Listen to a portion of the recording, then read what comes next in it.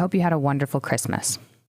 In this lecture, titled Phenomenology, Heidegger Binswanger Boss, Dad discusses Heidegger's phenomenological philosophy of being, interpreted through the eyes of the psychotherapists Ludwig, Binswanger, and Medard Boss.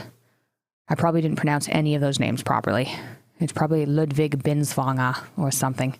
Doing intros for Jordan Peterson ain't easy, folks. This episode is brought to you by NordVPN. VPN stands for a virtual private network, which extends a private network across a public network and enables users to send and receive data across shared or public networks as if their computing devices were directly connected to the private network. VPNs are great for people who are trying to avoid internet censorship, content control, and government surveillance. NordVPN has servers in 59 countries. I use NordVPN to get American Netflix, just the important stuff, because Canadian Netflix is a joke compared to American Netflix. Pretty sure that's legal to say, although if it's not, I'm sure someone will point it out. You can use it to unlock your favorite entertainment sites if you're not from the ideal country. NordVPN offers a 30-day money-back guarantee if you don't like it. It also offers an ad blocker, a Chrome extension. It's compatible on your phone and laptop. I would recommend it for traveling as well. They have a special holiday deal for listeners of the Jordan B. Peterson podcast. Every purchase of a 2-year plan will get you 4 additional months free. Go to nordvpn.com/Peterson and use our coupon code Peterson at checkout. I hope you enjoy this episode. Next week's episode is a current one with Chris Voss, an FBI negotiator, and will be available in audio format on this podcast and in video form on my YouTube channel. I had Dad co-hosting that episode like he did with the Wim Hof episode. It was great. Talk to you next week.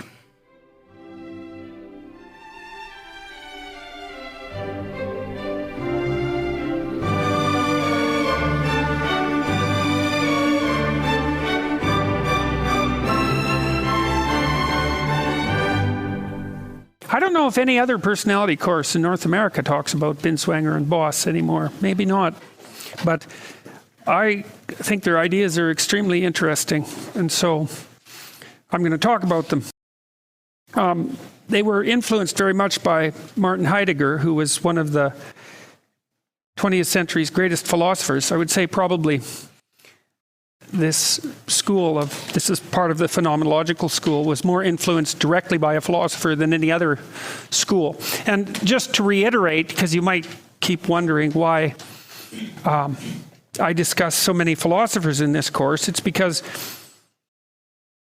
clinical psychology in particular is not strictly a scientific enterprise. It's because it's oriented towards values, as far as I can tell. And I don't see that there's any way of getting around that. And that because what you're trying to do as a clinical psychologist, and perhaps what you're trying to do with your own life, is to figure out how to live properly.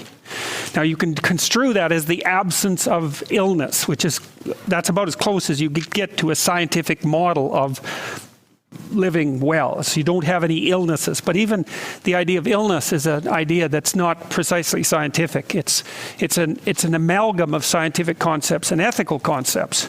So there's no escaping it. And if you're in the domain of ethics or values, then you're in what is more or less a philosophical domain. But also, if you're a scientist, if you're a scientist who's interested in personality, it's also something you have to grapple with conceptually, because people live within an ethic, and the ethic structures their perceptions. And so even to study human beings as objects, you still have to take into account they ensconce themselves within a value system, and you have to understand what that means. So for me, it's easier and more straightforward just to get right to the root of the matter to begin with. And these people also had insanely interesting ideas. They're really useful to know. And so this, I would say maybe the philosophy that underpins this might be the most complex of all the philosophies that we're going to discuss, and that's really saying something, because there's no shortage of complexity, say, in Jung. So, and it's very difficult to portray what these people were up to. I started by telling you, when we discussed Rogers a little bit, that the phenomenologists were interested in the fact that people live within a self-defined perceptual world. That might be one way of thinking about it. And so part of the way to start to conceptualize what that means is to consider for a moment how many things there are in this room that you might look at. And the answer to that is there's an infinite number of them. Depending on how you're going to scale your perceptions, you could spend, if you were a painter, you could spend a month painting that tile, painting a representation of that tile, because it's infinitely complex to get the colors right, to get the patterns right. There's no end to it, really, because to make a representation that was accurate, it would have to be as detailed as the thing itself, and it's crazily detailed. But you don't concentrate on that sort of thing, so you think you're surrounded by an infinite number of potential things to apprehend. But that isn't the world you live in. The world you live in is a very, very constrained subset of those things. And part of the question is then, what's the nature of that constrained subset? That's what you inhabit. That's what makes up your experience. And also, how is it related to the infinitely complex objects that are around you? And that's really what these people were trying to figure out. So you're in this perceptual frame. That's one way of thinking about it. That's the Dasein, by the way. That's the existential frame, or the phenomenological frame, because you can't think about it merely as perception, because it contains also all of the things that you experience subjectively, the emotions and the qualia. That, you know, what qualia is an element of being that, say, philosophers or scientists of consciousness have a particularly difficult time with, and it's the quality of pain, which doesn't seem reducible to a set of objective facts, or the quality of color, or the quality of beauty, or the quality of love, or the quality of sorrow. Those things seem irreducible to some degree in and of themselves. Like, what is pain made of? It doesn't even seem like a reasonable question. I mean, you can say, how do you decompose the neurological circuits that are involved in the experience of pain? Fine. But to ask what pain consists of, or is composed of, or what beauty is composed of, or love, seems to be, there's something wrong with that, with the formulation of that question, because those things sort of manifest themselves as raw facts of existence. And so they're constituent elements of this, of your field of experience, your phenomenological frame, or this Dasein, which is the way that Heidegger conceptualized it. That's being there, with you at the center of your realm of experience. So now here's some characteristics of the Dasein, the thing that makes up you. The past and the present are implicit in it. Well, what does that mean? Well, say you have a particular emotional response to something. Maybe it's a negative emotional response. And you see this very frequently with arguments with people. You're having an argument with someone you love, like a family member. That's a good example. So let's say it's the same damn fight you've had with your mother 50 times. Okay, well, that's interesting, because what it means is that all of those 50 times that you fought with your mother are implicit in this fight. So although it's taking place right here and now, the past has shaped it. And if you wanted to investigate the fight completely, you'd have to get to the bottom of that entire train of interactions you'd had with your mother. So it's implicit in your current experience. That's one way of thinking about it. But the future's implicit in it too, because what you're doing right now, it's as if the future's folded up in what you're experiencing right now, and it unfolds as you interact with it. And so, and the reason that it's conditional to some degree on you and your past is because it's your past and you that are determining the actions that you undertake right now that determine how the future is going to unfold around you. Now, not completely, obviously, because you don't have complete control over how things unfold, but you seem to have some ability to determine how things unfold. So one of the ways I've sort of conceptualized the phenomenological viewpoint, this is one way of thinking about it, I believe, is that instead of thinking, and it does mean you have to reconceptualize your idea of objects. Like, an object seems like a unidimensional thing in some sense. It's an object. But most of the things that people interact with aren't like that at all. So, like, here's an example. Let's say you have, let's say you get you're writing the MCAT. You want to go to medical school. You've written the MCAT. You get the envelope in the mail. It tells you what your score is. You hold the envelope. What are you holding? Well, if you think about it from an objective perspective, it's an envelope. Who cares? It's just a little piece of paper, right? It's a rectangle of paper. But that isn't what you're holding at all. That's not what that thing is. That's how you see it, but it's not what it is at all. It's not even, and you know that. Your body knows that because you're shaking. It's like, well, what are you scared of? The envelope? Well, the fact that you see it as an envelope is only an indication of just how narrow your perceptions actually are. Because it's a portal, right? It's a portal through which you're going to walk into one of two worlds, one in which you're in medical school and the other in which you're not. And it also actually contains the past, which is really strange because you think, well, you already know what the past is. It's no, you don't. Whatever that score is in there determines what your past was. And you know that too. You go watch a movie and a bunch of things happen in the movie and then something twisted happens at the end and all of a sudden everything that you thought about the movie was wrong. And a whole new past for the movie pops into being. Well, are you a pre-med student? A valid pre-med student? Well, the score will determine whether or not you were.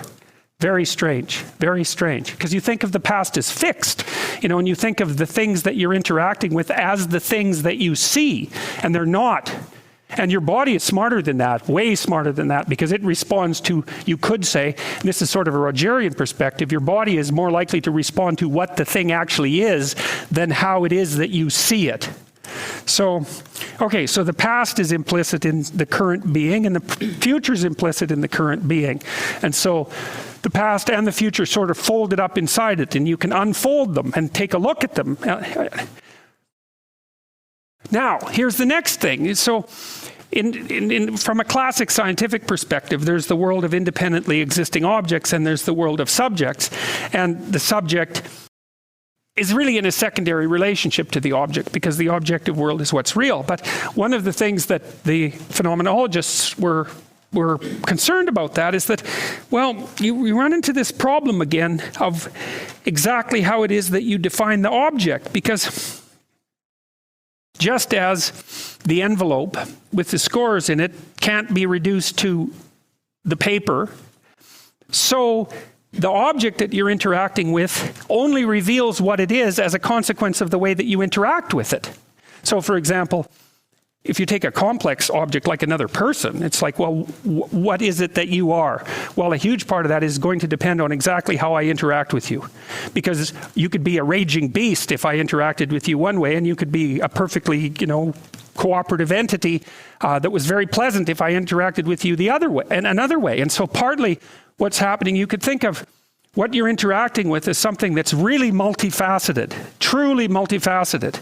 And you say, well, you're trying to determine what it is, but the problem is that what it is manifests itself only in accordance with how you behave towards it. And it's actually the case with even objects that you reduce right down to their constituent elements. So you might say, like, let's talk about subatomic particles, hypothetically the most objective thing there is. Well, it turns out that whether they're a wave or a particle depends on the way you set up the experiment. Now, I don't want to make quantum analogies, but what I'm saying is that the object is a very, very complicated thing. And so even defining what it is means that you have to adopt a frame of reference with regards to it, and you undertake only some procedures and not others. So when you're defining an object, even scientifically, you actually don't define the object. What you say is, here's a multidimensional entity. If you approach it in this manner, that's the procedure, right? The methods. If you approach it in this manner, it will manifest that set of traits. But the problem is that there's all sorts of other traits that it could manifest just as well if you treated it a different way. And so the object itself is not something that, it's not something easily reducible to a single set of properties. I was talking to one of my students yesterday. He had a pretty smart thing to say about images. We were talking about deep images, the sorts that you might see in a really high-quality museum. So maybe they're, 15th century or 16th century Renaissance masterpieces. They're inexhaustible to some degree, which is why they're in museums and people go look at them, decade after decade. And it's partly because every time you look at them, you're different. You go in 1 week, you look at it, you see something. You go in the next week, you look at it, you see something else. Well, it's partly because you're bringing something entirely different to the situation. and the image is complicated enough to allow it to reflect something new to you, depending on the stance you take in relationship to it. And lots of things are like that. Lots of things are like that. A book you read when you were 16 is going to be an entirely different book when you read it when you're 35. You say, well, the book's the same. It's like, it depends on how you define the book, because it isn't even obvious where the book is exactly. Well, it's on my shelf in the library. It's like, no, that's a chunk of paper that's on your shelf in the library. Where exactly the book is, that's a much more difficult question to consider. So it depends on how you define the book. So without a subject, nothing at all would exist to confront objects and to imagine them as such. True, this implies that every object, everything objective, in being merely objectified by the subject is the most subjective thing possible. Well, you also know this, again, when you're in an argument with someone. It's you. No, it's you. No, it's you. It's like, you don't know. Are you being biased? Are you looking at the situation incorrectly? The person you're arguing with is going to convince you trying to convince you that it's your problem. You think, no, you made me angry. It's like, an interesting statement, as if you could do that, but it does seem that way. You were being provocative. Well, you're just too sensitive. It's like, how are we going to settle that? Well, it's a continual argument, and that again has to do with the crazy entangled dynamic between subjective perception and objective perception. I've showed you this before, and I actually think this is a pretty good schematic representation of what's meant by Dasein. And this is a complicated little diagram, although the diagram itself is quite simple, but it's predicated on the following assumptions, is that you need to narrow down your world. And what you're doing is narrowing it down from, let's say, an infinite set of possibilities to a finite set of manageable possibilities. And you do that a bunch of ways. Partly merely your senses aren't acute enough to detect everything. So pure stupidity, in some sense, stops you from being absolutely overwhelmed. You don't have eyes in the back of your head, for example, so you don't have to worry about all those things you're not looking at behind you. But then it's far more than that. You just can't handle that full complexity, so there's a continual narrowing process. And then you exist inside that narrowed reality. Like if I look at you like that, there's not a hell of a lot of difference between that and looking at you like that. Like I can't really see these people. I can tell they're people, that's all. I can see your face. I've got just about all of it right there. So that's a very narrow, and you're moving your eyes around and inhabiting this constant narrow space. Well, what's that space? What does that space you inhabit consist of? Well, that's Dasein, that space that you inhabit. And so we could say it's something like this. You have implicit in that perception a sense of where you are and what you're doing right now. It's in the perception. And then in the perception as well is what you're aiming at. Because you're not just sitting here passively, or you'd be asleep, or you'd be unconscious. You're sitting here doing nothing, physically, but you have an aim in mind, and the aim is what you're pointing your eyes at. The aim is what's structuring your perceptions. The aim is what's revealing that part of the world that is being revealed to you. That's the revelation of the world. It also structures your emotions. It also primes your behaviors. So it's not a drive. It's not a goal. It's not a motivation. It's more than that. It's all of that at once. That's sort of what your personality is. But you see, the phenomenologists don't really think about personality. They think about the manifestation of your reality. It's not exactly your personality. It's that you're the center of a reality. And you constitute that reality. But all your elements of experience constitute that reality. And so it's something like, its simplest element is something like where you are, where you're going, and the embodied actions you undertake to relate those two things, which would include your eye movements, because of course, perception is an active phenomena. You are shaking your eyes back and forth unbelievably rapidly. Otherwise, if you can make your eyes stand still, which you can do with great concentration, everything will black out. Because you have to move your eyes back and forth so that the light hits different cells, because the cells get exhausted and then they stop reporting. So you're just whipping your eyes back and forth in a micro way constantly, and as well as moving them around voluntarily and involuntarily. So even perception is a lot more like feeling things out with your fingers, even when you're using your ears or your eyes. It's very active. There's no passive perception. It's a motor act to perceive. And so that motor act is determined by your hierarchy of values. That's one way of looking at it. So another way of thinking about it, that's also how the past and the future are implicit in it. Your very active perception is determined by your entire value structure. So it's implicit inside of it. It's folded up inside of it. You can tell that too, because if something violates it, again, maybe an argument with someone, because it's good to think about people as the thing you interact with the most, as the canonical object, because they're so damn complicated and they get in the way all the time. And when someone gets in the way of what you're doing, it isn't obvious what they're interfering with. It might be the little micro routine that you're undertaking right now. Maybe you go home and you make a nice dinner and the person you're making it for is all rude about it. Okay, so what exactly are they getting in the way of? Well, they're certainly getting in the way of your expectations of having a nice emotional time for the next hour. But you have no idea how indicative that is of some serious flaw in you or them or the relationship or the situation or the way you've conducted your whole life or the way they've conducted their whole life. And all of that's packed in there. It's sort of like the unconscious of the psychoanalysts. But it's not the same conceptualization. It's another way of looking at the same phenomena. So, all right, so the two people we're going to talk about most are Medard Boss, and he was influenced by Martin Heidegger, who was a great philosopher, taken to task often because he turned out to be tangled up with the Nazis more than he should have been. And Husserl, that's Edmund Husserl, who was actually, if I remember correctly, Martin Heidegger's teacher. That's Ludwig Binswanger. And both of these two people were influenced both by Freud and Jung. Okay, so here's one of Binswanger's claims. I love this claim. It's such a cool idea, and I think there's neurological support for it, neuropsychological support. What we perceive are, first and foremost, not impressions of taste, tone, smell, or touch, not even things or objects, but meanings. Well, that's an interesting idea, because it's been said that every person is an unconscious exponent of some great philosopher's presuppositions. Well, mostly the way you think about the way you perceive is that there are objects in the world. You see the objects, you think about the objects, you evaluate the objects, you decide how to act on the objects, and then you act, right? It's from object, sense, perception, emotion, cognition, action. That's wrong. That isn't how it works. It's partly not the way it works because the way that you interact with the world exists at multiple levels. So for example, you have reflexes. So if I poke you hard, you'll react like that. You'll jerk back. And you do that without thinking. That's part of a neurological circuit that's very deeply embedded and that's virtually automatic. It's reflexive. It doesn't require conscious perception at all.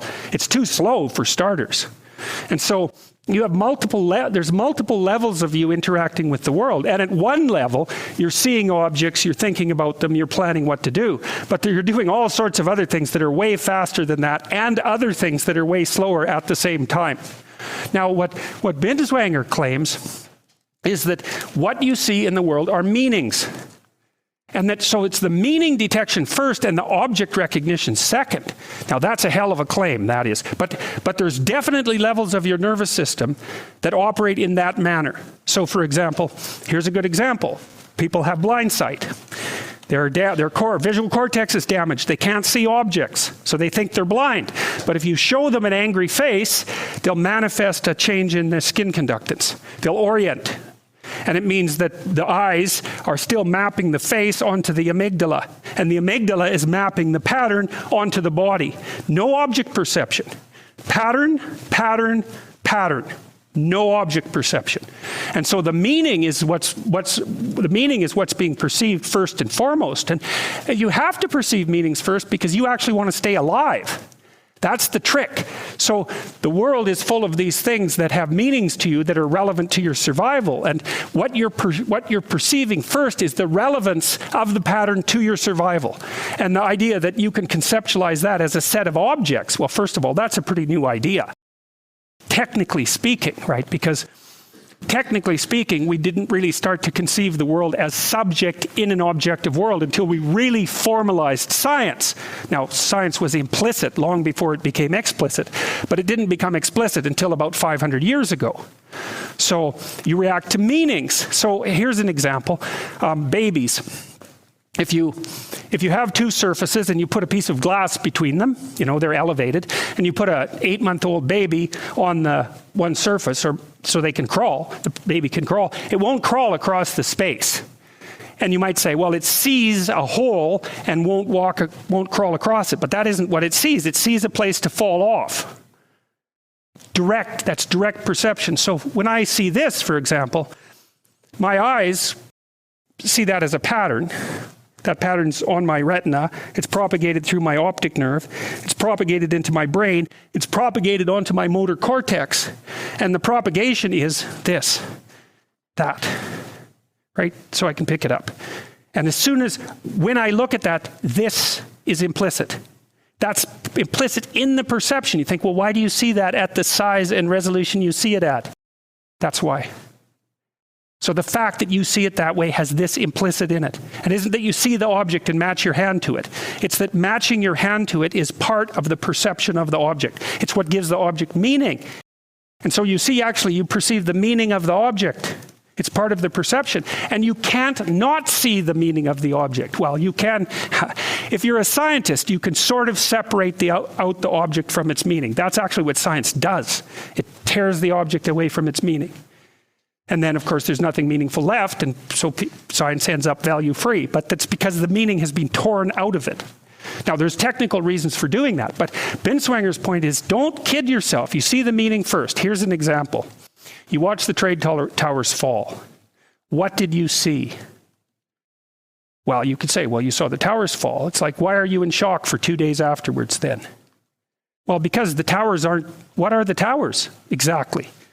As long as they're standing and operating, they're towers. As soon as they fall, God only knows what they are. Maybe they're the beginning of the next war. Who knows what they are? And so everyone was in shock for 3 days because what they saw was the indeterminate meaning of that event. And it opened all sorts of gateways. It's like, well, the towers fell, there's gateways open everywhere. We don't know what's going on. We don't know what's going to happen next. We don't know where we are. And that's direct perception mapped onto your body. Bang, you're in shock. You see the meaning first.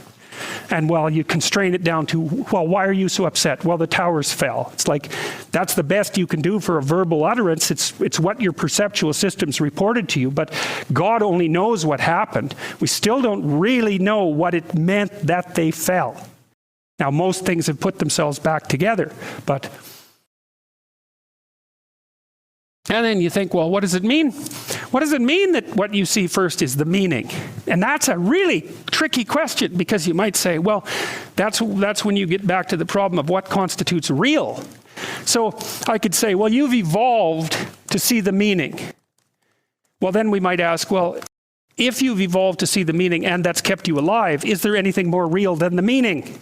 Because somebody who's a materialist would say, well, no, the object is more real. It's like, no, it depends on how you define real. It might be that the most real thing about the visual cliff is that that's a falling off place, and that its secondary description as an object, a hole or something like that, that's something you paint over top of the primary reality. And so, well, here's a practical application of it, or at least one of the things that I think is practical. You can have experiences that differ in their, let's call it, high quality meaning. So you get engaged and engrossed in something and you're happy about that. It's not that you're happy, it's that you're engaged and engrossed in it. You would do it again, even though it might take effort. You can tell that where you are is meaningful. Well, I think what happens in that situation is that you're in a Piagetian place where many of the games that you're playing are stacked sort of isomorphically on top of one another, and the experience of meaning is the fact that you're playing the small game properly, nested inside a larger game, you're playing it properly, nested inside a larger game, you're playing it properly too, etc., all the way out. Past is balanced, future is balanced, everything is stacked up. And there's a report coming from your being telling you that. That's why you're engaged. You might say, well, maybe that's real. Maybe it's more real than anything else. It's a strange thing, because if you think that meaning is separate and secondary from the real objective world, then the reality is the object. But it isn't obvious that the reality is the object. It's certainly not how we act. It's not how we perceive. And so, did we evolve to perceive reality? It depends on what you mean by perceive. Perceive might mean, did we evolve mechanisms that allowed us to survive in the face of that reality? Yes. Is that what's real? What enables you to survive in the face of reality? It's a definition. It's a perfectly reasonable definition, unless you can come up with a better one. Meanings are primary. Now, that brings up a strange issue. So what determines the meaning of what it is that you're perceiving? Well, this is where Binswanger and Boss disagree. Binswanger says it's the a priori ontological structure, the world design or matrix of meaning. Okay, so what does that mean? Well, you have a particular history, biological and cultural and individual, and you're viewing the world through the lens of that set of particularities. So it's almost as if you're behind a curtain, and the curtain has certain holes in it, and you can see through the holes in the curtain, but the curtain is your construction. So the curtain with the holes determines what you see. Well, Boss would say, no, it's the opposite in a very strange thing. It's that the meaning of the world manifests itself to you more or less of its own accord. And it's a tougher one to explain. Disclosure of meaning, Boss, the revelation of the object, the emergence of the phenomenon, the numinous. The very word phenomena is derived from phanesthai, to shine forth, to appear, to unveil itself, to come out of concealment or darkness. Okay, here's an example. You see someone beautiful. Your perception, or is it your perception, or does the beauty exist? That's the difference between Binswanger and Boss, because Binswanger would say, well, the reason that thing appears to you as beautiful is because of the way you're filtering it. And Boss would say, no, the beauty inheres in the object itself and manifests itself. It shines forth. And so I really like this concept, this concept of phenomena. That's why they're phenomenologists. Phanesthai means to shine forth. From the phenomenological perspective, you pursue those things that shine forth. Now, you remember, this is kind of a parallel idea. I suppose it's a parallel of Jungian ideas. You remember in Harry Potter that when they're playing Quidditch, he's always chasing the snitch? And you remember how, if I've got this correctly, Quidditch is basically two games at the same time, right? There's the standard game, and then there's the game that the Seekers play. Yes? I've got that right? What happens if the Seeker gets the snitch? Game's over, right? They win. Very interesting. It's brilliant. She has a brilliant imagination, that woman, Rowling. So the idea is that in every game, there's two games going on at the same time. There's the ordinary game, and there's the game that the Seekers play, and the Seekers chase the thing that shines at them.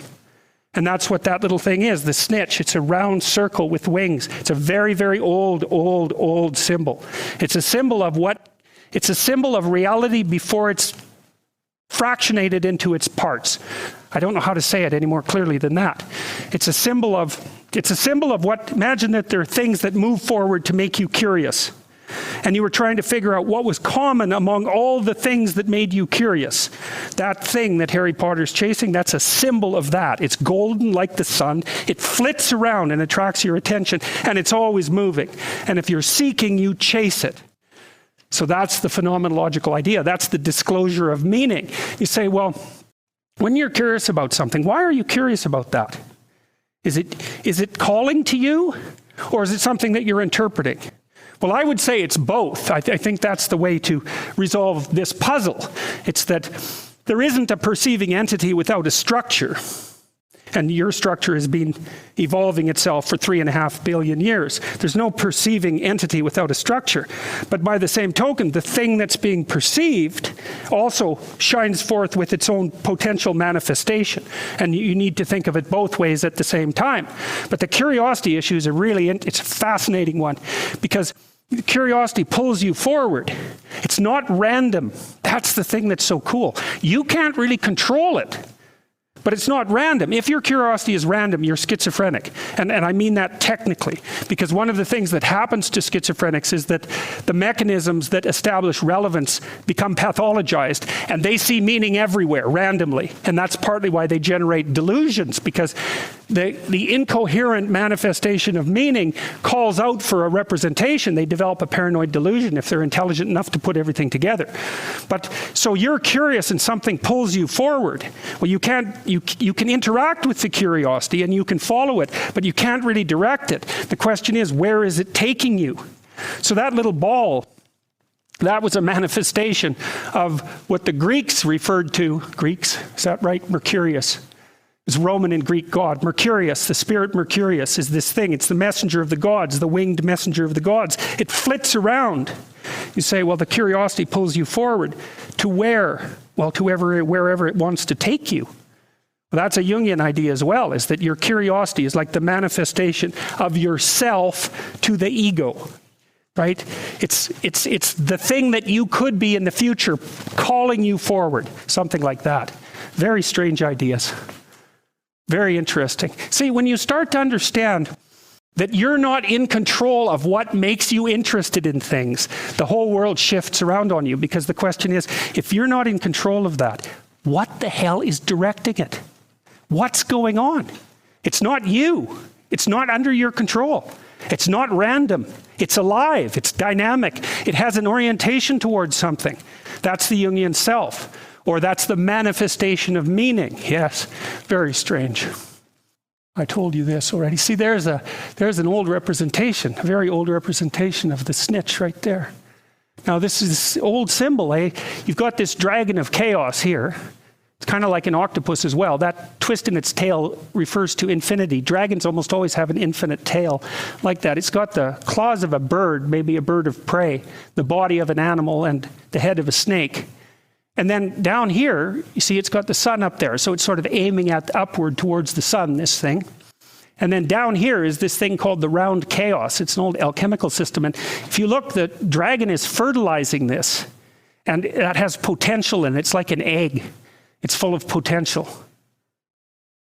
And so it's matter and spirit at the same time.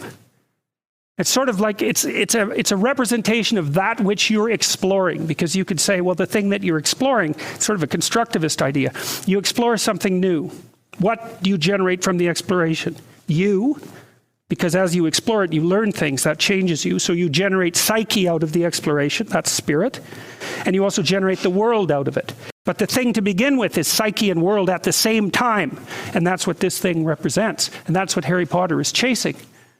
That's what makes him a seeker. Very strange ideas. Now I'm going to tell you a dream. And there was a dream I had when I was working on these ideas, and I'm going to tell you the dream for two reasons. One is because it bears directly on these ideas, and two, because, well, we just covered psychoanalytic thought, and I want to show you how a dream can work, because it's not easy to find a dream that you can interpret in a way that's public, that makes sense, because they're usually so tightly defined contextually. You can define them in the therapeutic context because you know so much about the person. It's very hard to pull that out and make it meaningful outside of that context. But this dream works. Okay, so I was dreaming that there was a small object. It was a circle, a sphere about this big, and it was floating on top of the Atlantic Ocean. And I had a kind of a bird's eye view of it, and I was following it along, like maybe, like a drone would follow behind an object. And it was floating, and it was really zipping along, man. It was really, really fast. And then the scene shifted to a bunch of scientists. They were sitting inside a room full of television monitors, and they were watching this thing move across the ocean. And so it was here, and then it had 4 hurricanes beside it. One here, one here, one here, and one here. So it was in the center of 4 hurricanes. So whatever it was like some bloody potent thing. It was zipping across the ocean. Then the scientists got a hold of it, I guess, and the scene shifted, and I was in a museum, like an old Victorian museum. And this ball, was now inside a wood, so imagine a wood stand with a glass case on top of it.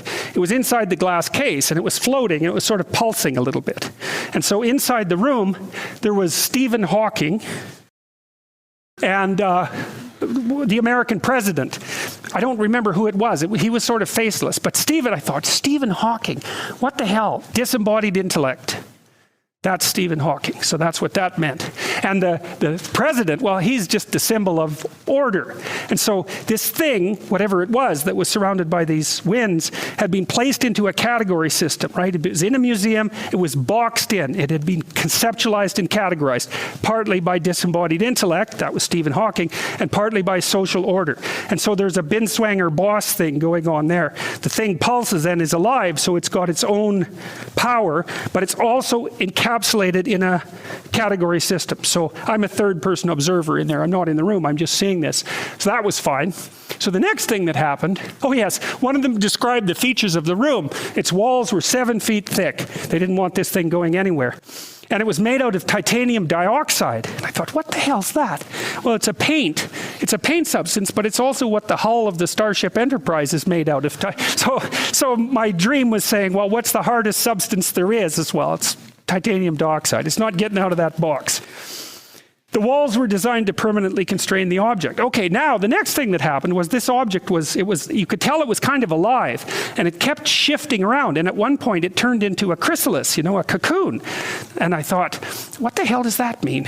And then, so it turned into a cocoon, and I don't know if you've seen a chrysalis when it's just about to hatch, but it twitches around, It's alive, that thing.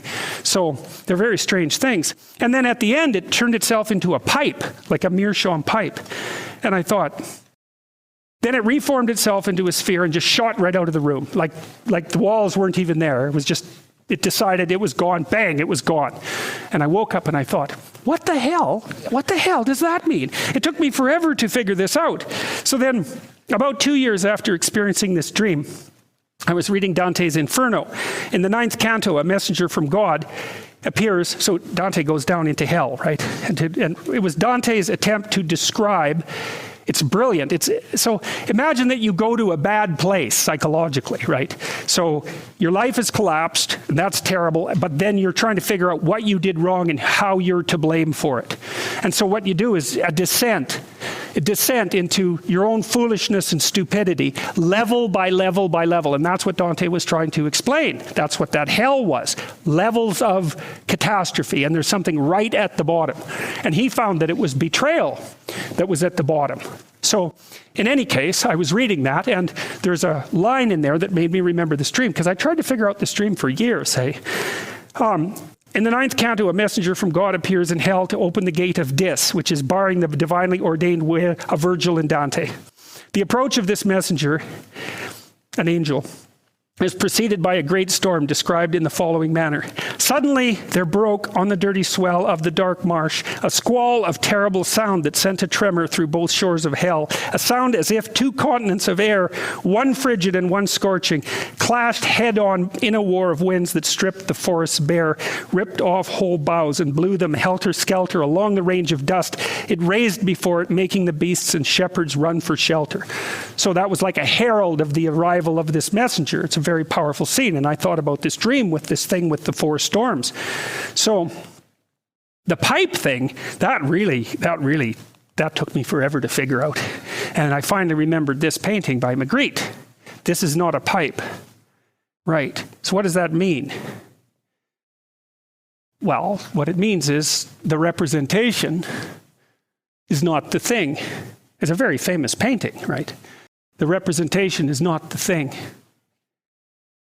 Well, even the perception is not the thing, and that's what the dream was trying to get at. It's like this thing that was so powerful and so capable of transforming could be encapsulated temporarily within a conceptual system, but whenever it decided to leave, it was just going to leave.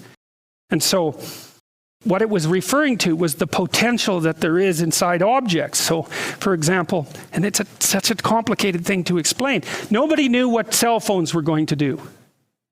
You make the cell phone, you think you know what it is. You don't know what it is. No one knew what the birth control pill was going to do. You make it, you think you know what it is. You have no idea what it is. And it's going to do some of the things you think it will do, and it's going to do a bunch of things you have no idea about. And that's because the things are more complex than they look. They're multidimensional, and they have, I wouldn't say a life exactly, but they have an intrinsic complexity that tends to unfold across time, and it's only somewhat predictable. And so you have things under your control and in your grasp to some limited degree, but at any point, it's like the switch in the yin-yang symbol. At any time, chaos can collapse into order, or order can collapse into chaos, and that's what that dream meant.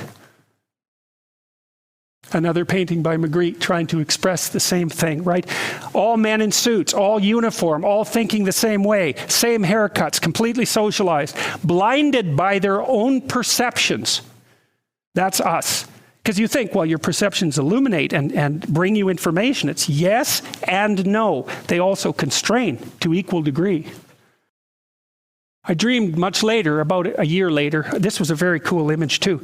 You know that image that I think is it Da Vinci or Michelangelo, of the man inscribed in the square inside the circle? It's a very famous image.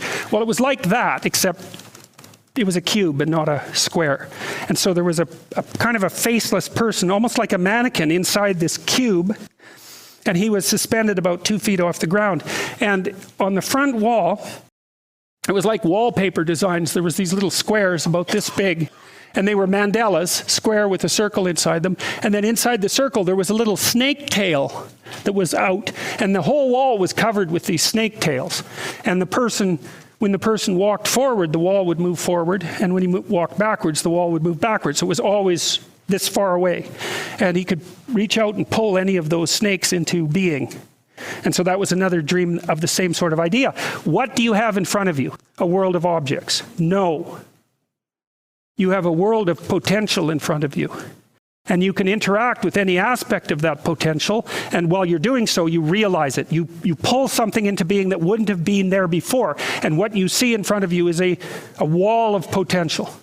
The potential is not infinite because you're constrained, but it's for all intents and purposes, it'll do you just fine. It's more potential than you could ever need. And so the dream, see, dreams are at the forefront of thinking. They get there before you. The creative imagination is at the forefront of thinking. It's trying to, if you think that you're moving out into the unknown to gather new information, what gets there first is the imagination. Obviously, that's what Piaget said about children as well. You imagine it first, then maybe you can represent it in speech. And the dream is part of that imaginative process. That's what artists are doing. They're going out into the unknown and representing it imaginatively. And so, well, what does that painting mean? Well, if the artist knew that, he'd just write it down, right? The art is beyond what's articulable. Otherwise, it's not art. It's just propaganda. So the artist and the dream, they're out on the frontier, right? That's the open imagination. And so when you're conceptualizing new things, the dream and the imagination can bring you places that you don't even know that you can go. And it's a mystery too. It's like, I don't know how I figured this out. It was as if the figuring out manifested itself inside me, because that's the experience in a dream, right? You don't feel, I dreamed this up. You feel, I had a dream. Where did that come from? It springs out of the unknown and offers something to you. Man's option to respond to this claim or to choose not to do seems to be the very core of human freedom. Here's pathology as conceptualized by the phenomenologists. It's a very interesting way of thinking about it. Existential guilt and fear as debt to possibility. Well, so there's this idea, it's like an existential idea that you have some problems in your life. Well, the part of the Dasein is the sense of responsibility that you have to address those problems. It's part and parcel of the way that human beings manifest themselves in the world. So part of your pathology would be failure to bear the responsibility for your being and the sense that you have a debt to existence. And according to the phenomenologists, that's built right into the sense of your being. Failure to shoulder existential burden results in neurotic guilt and fear. It's a remarkable conceptualization. Unpaid debt to existence. Clean up your room. Right. Well, that's a good place to start. Stop. Okay, good. We'll see you in a week and a half.